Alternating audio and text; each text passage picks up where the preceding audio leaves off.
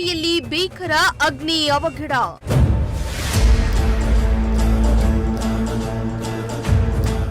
ಲಕ್ಷಾಂತರ ಮೌಲ್ಯದ ಜೋಳ ಸುಟ್ಟು ಕರಕಲು.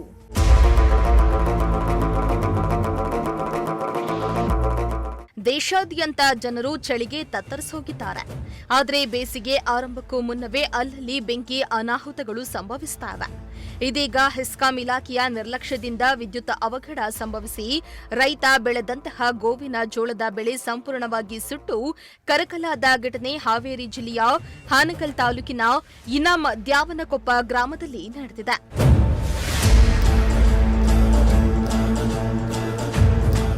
ಇನಾಂ ದ್ಯಾವನಕೊಪ್ಪ ಗ್ರಾಮದ ರೈತ ಶಿವಾನಂದ ದೇವನಹಳ್ಳಿ ಎಂಬುವವರಿಗೆ ಸೇರಿದ ಜಮೀನಿನಲ್ಲಿ ಅಗ್ನಿ ಅವಘಡ ಸಂಭವಿಸಿದೆ. ವಿದ್ಯುತ್ ತಂತಿಗಳ ದೋಷದಿಂದ ಜಮೀನಿನಲ್ಲಿ ಏಕಾಏಕಿ ಬೆಂಕಿ ಕಾಣಿಸಿಕೊಂಡಿದ್ದು ಕ್ಷಣಾರ್ಧದಲ್ಲಿಯೇ ಜೋಳದ ರಾಶಿ ಹೊತ್ತಿ ಹುರಿದಿದೆ. ಇದರಿಂದ ಜಮೀನಿನಲ್ಲಿ ಸಂಗ್ರಹಿಸಿದ್ದ ಸುಮಾರು 3.5 ಲಕ್ಷ ರೂಪಾಯಿ ಮೌಲ್ಯದ ಗೋವಿನ ಜೋಳ ಸಂಪೂರ್ಣವಾಗಿ ಸುಟ್ಟು ಕರಕಲಾಗಿದೆ.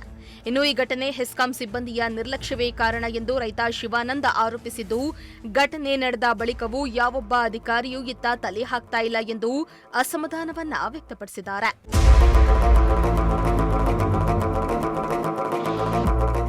ಸದ್ಯ ಹಾನಗಲ್ ಪೊಲೀಸ್ ಠಾಣೆಯಲ್ಲಿ ಪ್ರಕರಣ ದಾಖಲಾಗಿದ್ದು, ಪೊಲೀಸರು ಘಟನಾ ಸ್ಥಳಕ್ಕೆ ಭೇಟಿಯನ್ನ ನೀಡಿ ಪರಿಶೀಲನೆಯನ್ನ ನಡೆಸಿದ್ದಾರೆ.